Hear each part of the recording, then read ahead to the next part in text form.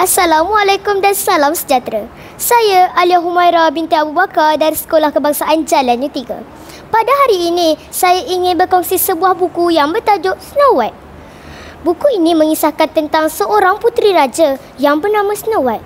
Ibu Snow White telah lama meninggal dunia sebaik sahaja Snow White dilahirkan. Bapa Snow White berkahwin semula dengan seorang wanita yang cantik tetapi angkuh dan kejam. Permaisuri tidak pernah menyukai Snow White. Permaisuri jahat itu juga mempunyai sebuah cermin ajaib yang boleh berkata-kata. Beberapa tahun kemudian, Snow White tumbuh menjadi orang yang cantik dan juga baik hati. Buat kesekian kali, permaisuri bertanya kepada cermin ajaibnya, siapakah yang paling cantik di negara itu? Snow White, pencermin itu je pun menjawab, Snow White. Permaisuri berasa marah kerana jawapan itu bukanlah namanya. Permaisuri pun memanggil pemburu untuk membunuh Snow White di dalam hutan. Akan tetapi, pemburu berasa kasihan dengan Snow White lalu melepaskannya di hutan. Snow White pun berasa takut dan berlari jauh ke dalam hutan. Tiba-tiba, dia terjumpa sebuah cottage yang kecil di mana semua peralatan dan perabot terlalu kecil untuk orang dewasa sepertinya. Setelah kekenyangan, Snow White pun tertidur di atas salah sebuah katil. Keesokannya, Snow White terkejut kerana ada 7 orang kedil dalam kelilinginya, iaitu pemilik cottage tersebut. Oleh sebab kasihan akan nasib Snow White, mereka membenarkan Snow White tidur bersama mereka dan tinggal bersama mereka. Permaisuri bertanya lagi kepada cermin ajaibnya, tetapi cermin ajaib itu masih menggunakan jawapan yang sama.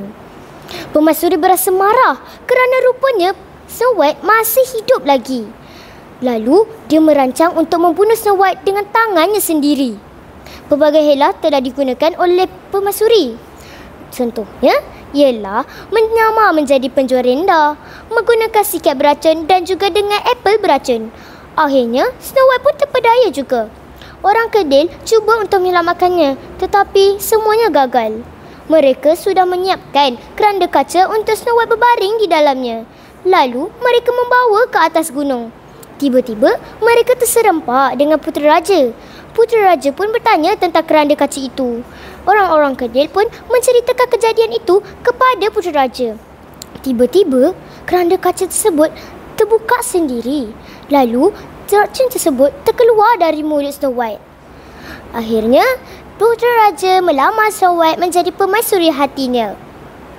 Permaisuri juga telah dijemput ke majlis perkahwinan itu. Tetapi, putera raja menitahkannya untuk memakai kasut besi yang panas. Akhirnya, permaisuri pun menghembuskan nafas terakhirnya. Pengajaran di dalam cerita ini ialah kita mestilah